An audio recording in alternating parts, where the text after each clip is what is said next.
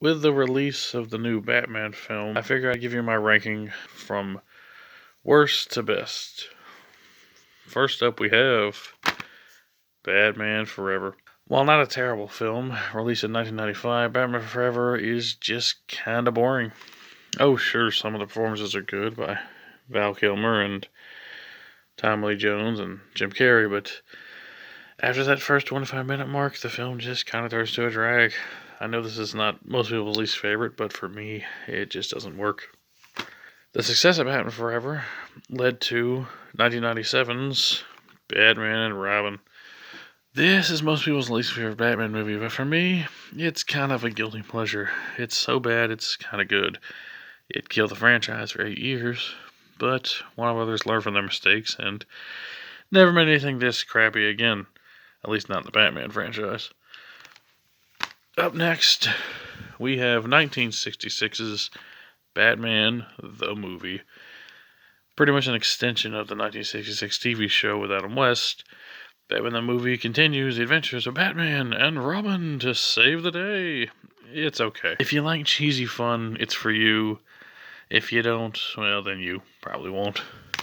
Up next, we have The Dark Knight Rises. I love this film upon its initial release, but in the coming years, I found it more...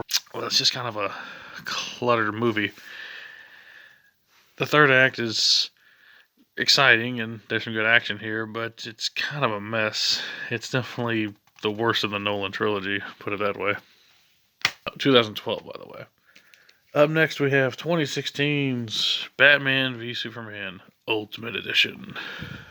Essentially an extension of the maligned theatrical cut. The Ultimate Edition adds new scenes in that fixes the story. It's still a bit messy, and Doomsday's really not needed, but an enjoyable, if not somewhat bloated, installment to the DC Extended Universe.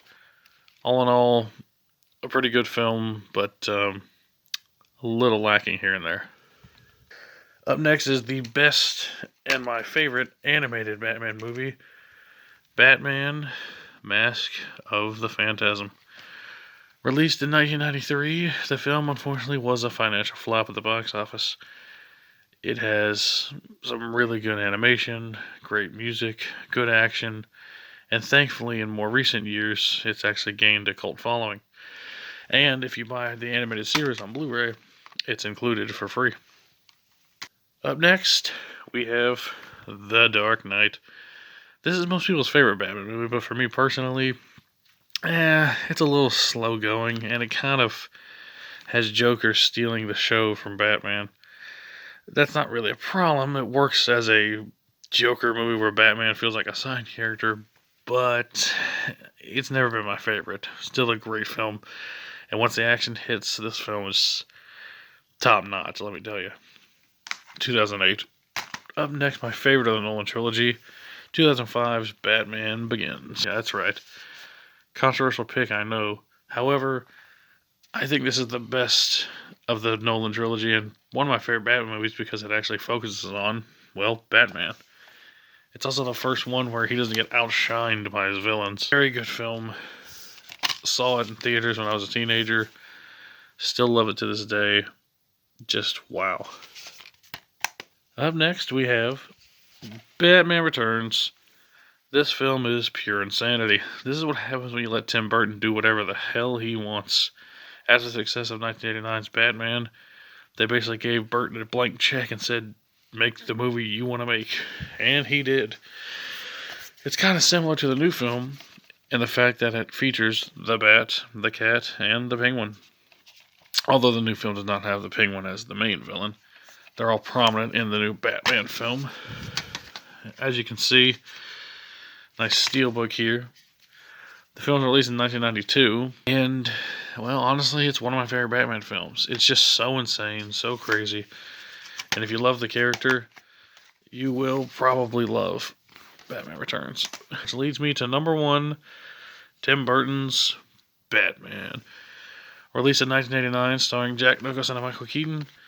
This film is just awesome. Nicholson really steals the show as the Joker here, and he's so fun in the role. Keaton played a great Batman. And Kim Basinger played a really good Vicky Vale. The only real downside I have to the movie is the bat suit. The symbol on the suit is, well, just not accurate to the actual symbol that the movie represents. It's a little smudgy here and there, and the cowl doesn't fit great. But apart from that one gripe, it's just purely awesome. I really love this film, and if you like a good Batman movie or a good adventure, check it out. Well, that's my ranking. Sorry that the production value is not too high, but if you like the video, let me know your ranking down below, and let me know what you think. Hopefully the Batman will be just as good as some of the better ones in the franchise. Peace out.